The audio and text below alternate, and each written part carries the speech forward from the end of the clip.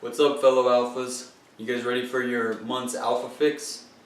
This month we're going to tackle the topic of 0-calorie sweeteners. Are they healthy? Not so much. Here are 3 of the worst ones that you probably want to avoid.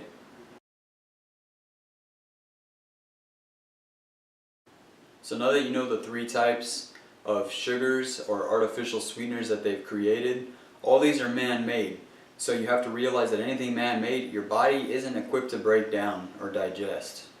So how does the FDA and the food industry actually get away with pretty much telling you that something's healthy when it's not?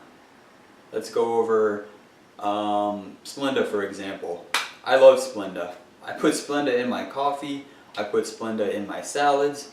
I put Splenda in a lot of my recipes. Not anymore. I'm going to tell you why. But first, you guys familiar with Walden Farms? I used to swear by them. I put them in everything. Their ketchups, their barbecue sauces, their dressings, their pancake syrups. But let's look at the ingredients a little bit here, shall we? So raspberry, calorie free. Triple filtered purified water. Oh, that can't be bad, right? No. Apple cider vinegar. I like that stuff. White vinegar. Okay. Salt. Natural flavors. Sucralose. Crap.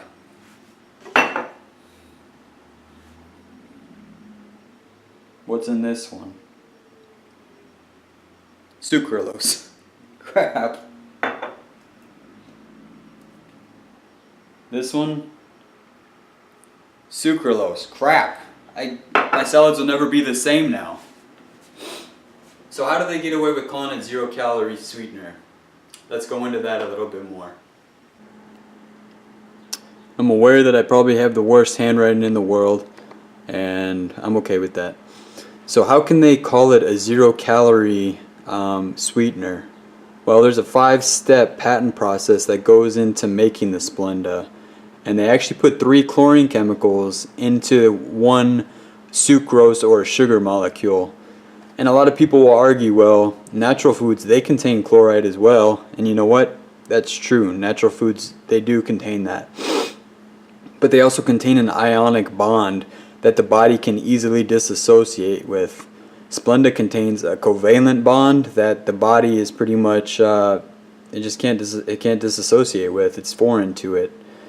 So as a result, there's no enzymes to break down this covalently bonded chloride.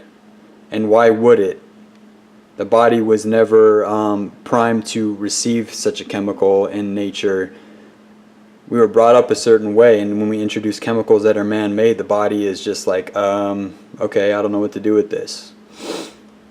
So if the body can't absorb this chemical, or this sucralose, or this Splenda in this case, in theory, it should pass through us, and that's why they can label it as 0-calorie. So if it passes through us, then basically the body's not absorbing it, there's no calories in it, correct? That's their way of thinking. And that to me is just freaking sneaky. How sneaky are they? I can't believe that. So let's put this theory to the test, shall we? So the FDA actually did a study. It was an animal study. What they found was that ingesting the sucralose actually had these effects. Decreased red blood cells, which is a sign of anemia, and this was at levels above 1500 milligrams a day. Increased male infertility by interfering with sperm production and vitality. Brain lesions at higher doses were reported. Enlarged and calcified kidneys, spontaneous abortions, and nearly half of the rabbit population were given sucralose, compared to the 0 aborted pregnancies in the control group. A 23% death rate in rabbits compared to a 6% death rate in the control group. You can see a lot of these links from this study are also linked to the human population today and concerns to artificial sweeteners. The FDA did do a study for humans as well, but it was only a 4-day study, and they only measured the sucralose effects on tooth decay. Apparently, the human tolerance in concerns to our health wasn't important to them. You know, perhaps they were scared of the results they would find. I'm not too sure. Well, hopefully I convinced you guys to stay away from Splenda, because I'm definitely not going to be eating it anymore.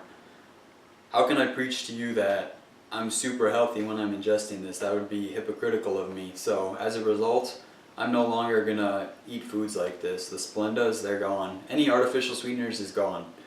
So what's the next topic? What else can we cover? One that you might not expect. Stevia. You know what stevia is?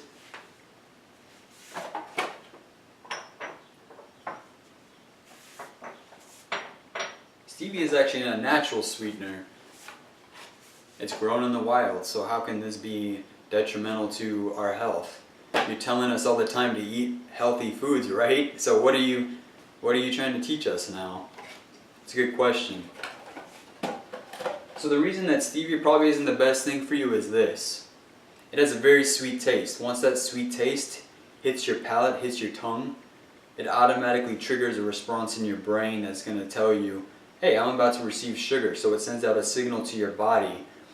That response is that the glucose is cleared from the bloodstream, the blood sugar levels drop, but no sugar is received.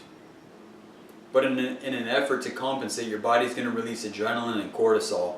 These are the stress hormones, or the fight or flight hormones. Either you're going to stay and stand your ground and fight it off, or you're going to get the heck out of there.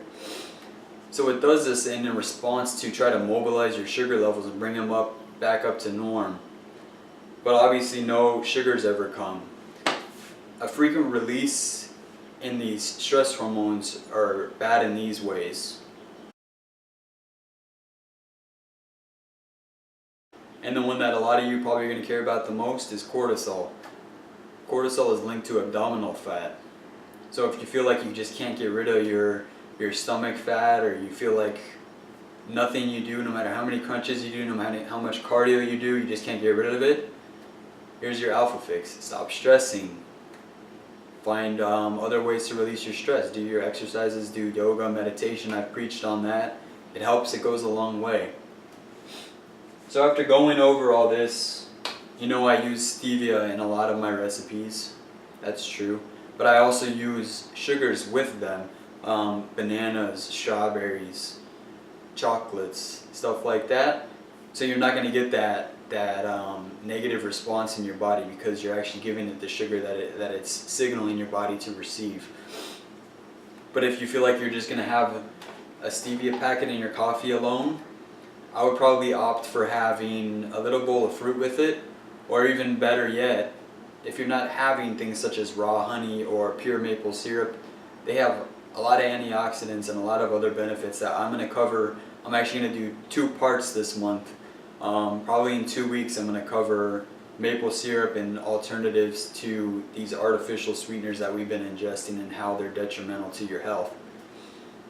So if you liked what you learned today, awesome.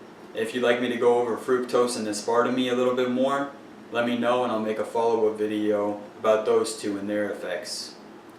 So as always, you guys stay alpha. See you around.